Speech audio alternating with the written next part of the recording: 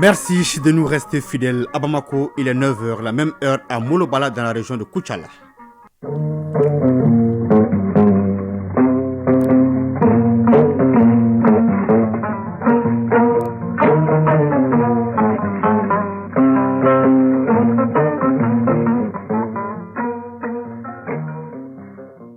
Le journal, Mohamed Diarra. Le temps, 27 degrés la maximale attendue au cours de la journée, 36. Mesdames, Messieurs, bonjour et bienvenue dans cette édition. Donc voici les titres. Un nouveau visage à la présidence de la République. Il s'appelle Aloufseni Diawara, quinquagénaire de son État et professeur de l'enseignement supérieur. Il a été nommé cette semaine en qualité de secrétaire général de la première institution du pays. Son parcours dans cette édition avec notre portraitiste maison, Sori Ibrahim Keita. Le pèlerinage catholique aura lieu les 18 et 19 novembre prochains à Kita. Ainsi, en a décidé la conférence épiscopale dont les travaux de la première session ordinaire sont achevés hier à l'archevêché. La rage tue, la seule façon pour y faire face à la vaccination. La journée mondiale de lutte contre la maladie a été célébrée hier à Kati. Nous ferons le point avec Awadit Makamara. À suivre les sports avec Famourou Djourté au menu les compétitions africaines des clubs, les finales la Coupe du Mali de handball. Le dossier culture s'intéresse aujourd'hui à l'importance des proverbes dans la communication. Rendez-vous en fin de journal avec Alpha Maïga. Voilà pour le sommaire, mesdames, messieurs. Installez-vous confortablement tout de suite, c'est les détails. Il est désormais celui qu'on peut qualifier de cheville ouvrière de la première institution du Mali. Son nom, Aloufseni Diawara, nommé au poste de secrétaire général de cette semaine, âgé de 58 ans.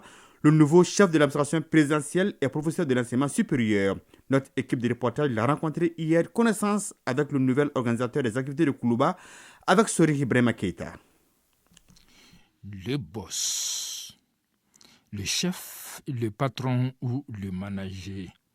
Les travailleurs de l'administration présidentielle de Koulouba n'auront que l'embarras du choix pour désigner le désormais coordinateur des activités de la colline du pouvoir, siège de la première institution de la République. Bienvenue au Big Boss de l'administration de Koulouba. C'est à lui qu'échoit le fauteuil du secrétaire général, cinquième occupant depuis la transition en cours. C'est lui qui est chargé de coordonner le travail de l'équipe technique composée de conseillers techniques, de chargés de mission et autres services rattachés. Véritable mémoire institutionnelle de la présidence de la République. En plus, il est l'ordinateur du budget de la maison et prépare les dossiers du Conseil des ministres pour le compte du chef de l'État qui l'assiste. À ce titre, justement, il est, avec le secrétaire général du gouvernement, les deux seuls non-membres du gouvernement à assister aux travaux du Conseil des ministres. Schématiquement et en français facile, c'est l'organisateur maison, la vraie tour de contrôle s'il en existe une. Une tour de contrôle qui se sait cependant pressée par les défis de l'heure, assortie d'une équation de timing. Mais nulle inquiétude, car l'artisan semble à la mesure du métier. Docteur en droit criminel, marié, père de 7 enfants, Aloufseni Diawara est un habitué du coin et des dossiers brûlants et d'envergure. Conseiller spécial du président de la transition, chargé des questions juridiques, membre de la commission de rédaction de la nouvelle constitution et de celle de sa finalisation, il était jusqu'à sa nomination l'adjoint au secrétaire général de la présidence. Expert consultant, écrivain, cet illustre inconnu des médias n'est pas moins une cheville ouvrière discrète, très respecté des rouages administratifs et institutionnels du pays. Il bénéficie en tout cas à Koulouba des préjugés favorables pour son nouveau job. La journée mondiale de lutte contre la rage a été célébrée hier à Kati et c'est le ministre de l'élevage et de la pêche qui a administré la première dose de vaccin à un chien de 5 ans. Yubaba a profité de l'occasion pour inviter les propriétaires de ces animaux à emboîter le pas afin de sauver des vies en cas de morsure de chiens et autres animaux de compagnie. Awadit Makamara était à la célébration de la journée. Alors dites-nous la race de cet animal qui suit régulièrement la vaccination.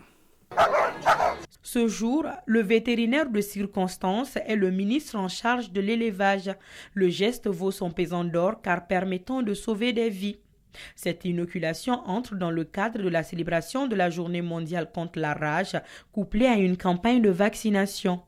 Oumar Touré, éleveur de chiens. La vaccination est très bénéfique. Vacciner les chiens protège les propriétaires en cas de danger. Soumaïla Keita, éleveur de chiens. La rage est dangereuse. C'est pourquoi il faut vacciner son chien chaque année. C'est mieux selon moi.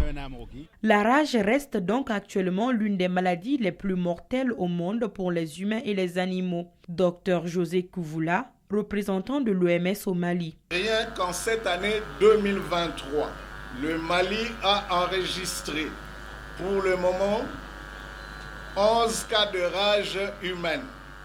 Et encore une fois, fort malheureusement, avec autant de décès. Décès certainement évitables avec une bonne stratégie de vaccination et de prise en charge. Dr Karim Tunkara, représentant de l'Organisation mondiale de la santé animale. Le Mali s'est engagé dans la lutte contre la rage.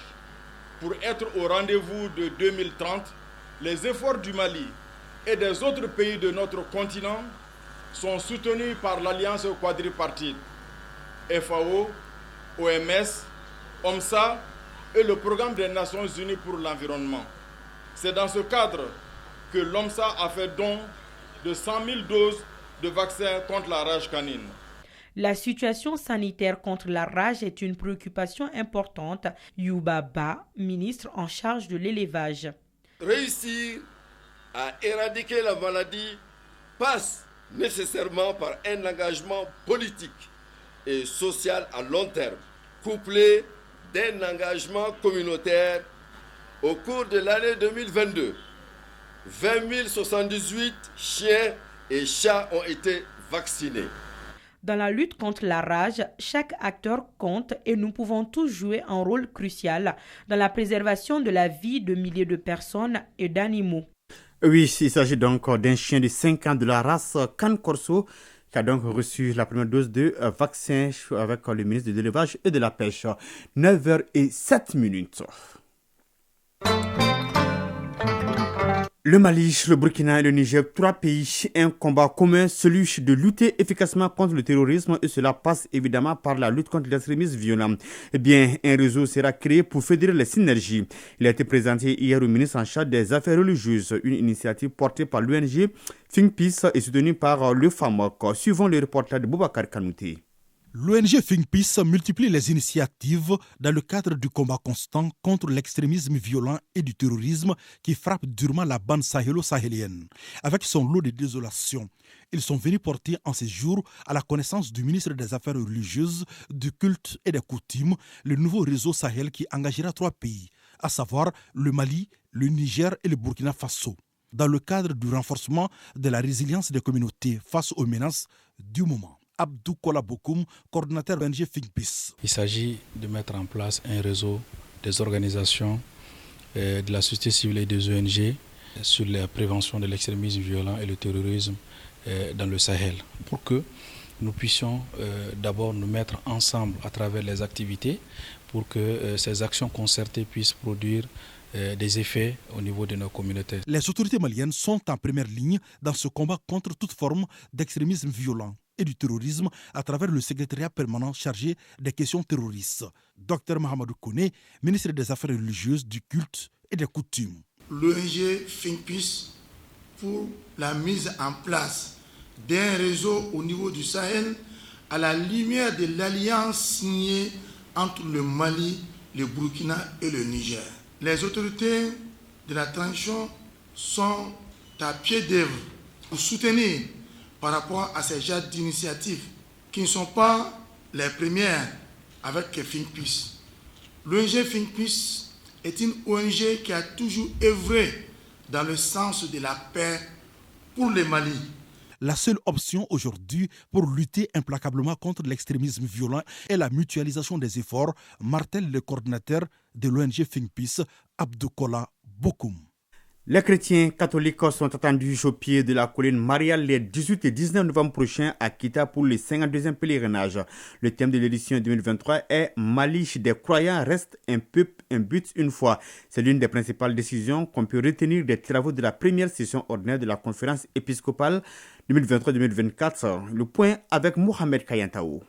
Plusieurs thèmes ont été évoqués au cours de la première session ordinaire de l'année pastorale 2023-2024 de la conférence épiscopale du Mali, parmi lesquels l'état d'avancement de la situation sociopolitique du pays et la 16e Assemblée générale du Synode à laquelle l'Église malienne prendra part le mois prochain à Rome. Monseigneur Jonas Dambélé, évêque de Caille, président de la conférence épiscopale du Mali. En octobre prochain, se tiendra à Rome la 16e Assemblée générale du Synode sur la synodalité. Notre Église y prendra part. Les évêques invitent les catholiques à la prière pour un bon déroulement du synode et pour l'unité et la paix dans notre pays. Au cours de ces 4 jours de travaux, les évêques du Mali ont également discuté du 52e pèlerinage marial national et du 2e forum de l'enseignement catholique. Le 2e forum de l'enseignement catholique avec comme thème l'enseignement catholique dans le Mali d'aujourd'hui. Quelle perspective pour garder son identité et demeurer au service de la population. Les évêques souhaitent une bonne année scolaire et académique aux élèves, aux étudiants et à la communauté éducative du pays. Les évêques ont été informés de l'état d'avancement des préparatifs du 52e pèlerinage marial national qui aura lieu les 18 et 19 novembre 2023 à Kita, sous le thème « Mali de croyants reste un peuple, un but, une foi ». L'animation est confiée au diocèse de Mopti. L'objectif de ce thème, c'est de dire non au fait que la religion est utilisée comme une couverture pour des fins qui blessent le tissu social. Les participants ont enfin remercié le gouvernement à travers le ministère des Affaires religieuses, du culte et des coutumes pour sa disponibilité avant d'inviter les fidèles catholiques à prier pour le retour définitif de la paix au Mali.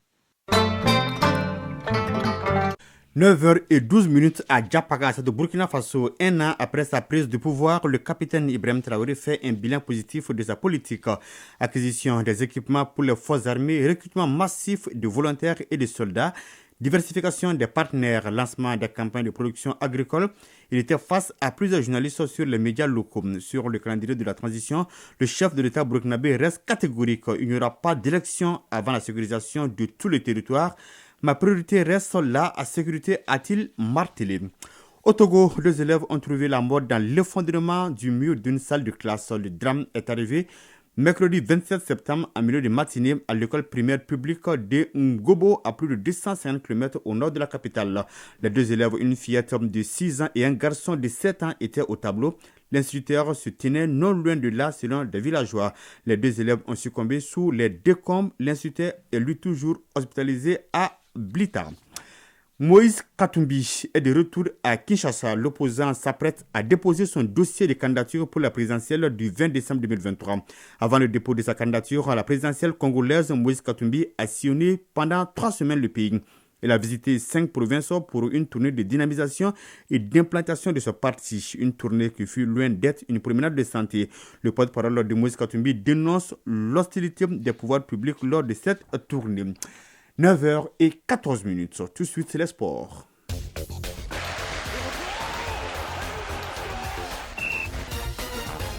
Finale, la Coupe du monde de handball. L'édition 2023 a connu son épilogue ce vendredi au Palais des Sports de Bamako. Le Siggi de Caille en hommes et l'Es Police en dames ont remporté les 2 trophées.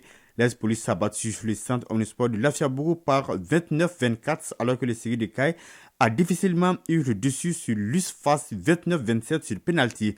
Le résumé de cette finale avec Famour Djourti. Après 1900 1996, l'année de son doublé Coupe Championnat, le Ségui de Kaï Homme offre une nouvelle Coupe du Mali de handball à la Cité des Rails. Mais que c'est fait dur face à l'UTFAS qui martyrisait les autres clubs dans les compétitions nationales. Ce vendredi soir, dans la salle Salamatou Maïga du Palais des Sports de Bamako, les jeunes de Kaï sont allés puiser dans leurs dernières réserves pour venir à bout des militaires. Les scores étaient de 15-8 pour l'UTFAS à la mi-temps, 19-19 à 1 minute de la fin du temps réglementaire et 20-20 à la fin. Les 2 fois 5 minutes de prolongation n'ont pas suffi à les départager, 24-24. C'est à la séance des tirs au but que le Ségui l'emporte par 5 tirs réussis contre 3 et s'adjuge le trophée de l'édition 2023 de la Coupe du Mali de handball chez les messieurs. Colonel Cheikh Mamadou Chérif Tunkara, président de la Fédération malienne de handball. Nous avons assisté à une belle finale de Coupe du Mali 2023. Nous sommes très heureux. Nous remercions toutes les autorités du Mali à travers le ministre des Sports. Alors dire que aujourd'hui le handball est en train de monter en puissance et nous nous en réjouissons. Abdul Kassim Ibrahim Fomba, ministre en charge des sports. Nous avons une finale qui est allée jusqu'au tir au but. Et je pense que même le président de la fédération me disait que c'est une première d'aller au tir au but comme ça. Ce que je retiens le plus, c'est au-delà du match, c'est que nous sommes en train de voir qu'au niveau du handball, un nouveau visage. Aujourd'hui, il faut être très reconnaissant vis-à-vis du président et de toute son équipe, parce que la fédération aujourd'hui de handball est en train de faire son travail. Ce que nous demandons à toutes les fédérations, c'est d'être là pour la promotion de leur discipline. Le Ségui avait été dominé 24-17 par l'UTFAS en finale du championnat national le 5 août dernier. Les Kaïsiens ont mis les pendules à l'heure ce vendredi en remportant la Coupe du Mali. Et les deux formations n'en ont pas terminé, car elles vont se retrouver à nouveau pour la Super Coupe du Mali de handball. Un peu plus tôt, ce vendredi, c'est l'AS Police Dama qui a détrôné le centre omnisport de Lafiabougou. Les policières ont fait la course en tête depuis le coup d'envoi de la rencontre. Elles ont gagné par 29-24. Tigaou et Drago, entraîneur de l'AS Police Dame. Quand tu as déjà une coupe, ça veut dire qu'il y a une satisfaction qui est là. Donc ça veut dire que le travail que tu as fait, tu as eu gain de cause, mission accomplie, saison sauvée. C'est une satisfaction pour moi et pour toute l'équipe. La saison 2023 de handball se referme ainsi avec les victoires du Ségui de Kaï Homme et l'AS Police Dame en Coupe du Mali. Football, le comité exécutif de la FEMAFOOT dévoilera le menu de sa saison sportive 2023-2024 à la presse ce samedi 30 septembre à la faveur d'une conférence de presse à partir de 11h qui sera suivie par Sergatou Cissé. Compétitions africaines des clubs, match retour du dernier tour des préliminaires en Ligue des Champions. L'AS Real de Bamako est en mission commando en Mauritanie. Les Scorpions ont 3 buts à remonter en déplacement. Quant aux Blancs de Bamako, la campagne africaine continue pour eux, obligés de passer par 2 tours préliminaires. Le stade malien de Bamako a su franchir les 2 obstacles pour se qualifier à la phase des poules. Blanc joue, blanc gagne, c'est ce que nous dit Famourou Djourti. Les matchs retour du deuxième et dernier tour des préliminaires de la Coupe CAF ont débuté ce vendredi 29 septembre. Vainqueur 2-0 lors de la manche allée ici à Bamako, le stade malien a validé sa qualification pour la phase de groupe. En déplacement, les Blancs ont perdu 3-1 face aux Burundais d'Aigle Noir. Le score cumulé est de 3 buts partout. Le stade malien de Bamako passe grâce à la règle du but marqué à l'extérieur. Dans l'autre compétition interclub de la CAF, la Ligue des Champions, en déplacement, le Real de Bamako joue ce dimanche 1er octobre contre le SC Nouadhibou de Mauritanie. À l'aller, les Mauritaniens sont venus battre les Scorpions de l'AS Real par 3-0. La mission s'annonce compliquée pour l'entraîneur Nouhoum Diané et ses joueurs, mais pas impossible à accomplir. Le comité exécutif de la Fédération malienne de football sera face à la presse ce samedi 30 septembre pour donner le programme de la saison sportive 2023-2024. C'est le premier vice-président Moussa Sylvain Diakité qui se chargera de décliner le menu de la saison 2023-2024 avec comme thème saison sportive 2023-2024, compétition nationale et internationale, organisation et perspective. Dans cet exercice, Moussa Sylvain Diakité sera assisté du 3e vice-président Modibo Koulibaly et du président de la commission centrale des médias Abdoulaye Konati. Terminons avec le kickboxing. Le Mali aura ce samedi 30 septembre le privilège d'héberger la première édition du championnat de kickboxing de la zone 2 de l'Afrique de l'Ouest dans la salle Salamatou Maïga du Palais des Sports. Les athlètes maliens se préparent activement pour honorer le pays en portant haut le drapeau national. Le tournoi sera composé de 5 pays africains, notamment le Sénégal, le Bénin, le Burkina Faso, la Côte d'Ivoire et le Mali. La compétition offre également l'occasion aux organisateurs de faire la promotion de kickboxing sur le continent. Chronique, culture et société. Le courage n'est pas l'absence de peur, mais la capacité de vaincre ce qui fait peur. Oui, ce proverbe, nous parlons de proverbe aujourd'hui dans le dossier culture avec Alpha Mega. Les proverbes représentent des vérités sur le sujet, le regard croisé d'une ancienne sociologue et d'une artiste plasticienne avec Alpha Mega. Wodiya sai ai har koyre ciri kuna kasan da songoy terey ne famde wanda cigiya a haindi masina ne ga haya koy ndeni jow don toni dangani me kuna bay nun kani funni denedi parce que quand tu prends un scorpion tu le mets dans ta bouche, il faut savoir où cacher ta langue. La culture orale. En fait, le chef de village, qu'est-ce qu'il a à faire en haut? Samba Niaré, dramaturge. S'il fait quelque chose en haut, ça veut dire qu'il a des problèmes. Et ces problèmes-là n'intéressent pas les villageois. Maurice Soumano, homme de culture. Un pantalon mouillé vaut mieux que brûlé. Dans l'héritage commun de connaissances, les proverbes sont l'une des sources les plus riches de sagesse et de vision du monde traditionnel. Ils sont les épices du langage parlé. Ils servent à de nombreuses fins dans la société et sont irremplaçables dans notre culture. Quand on observe notre société, surtout la société malienne, Astan Traoré, sociologue enseignante. Elle est subdivisée en nobles et en hommes de caste.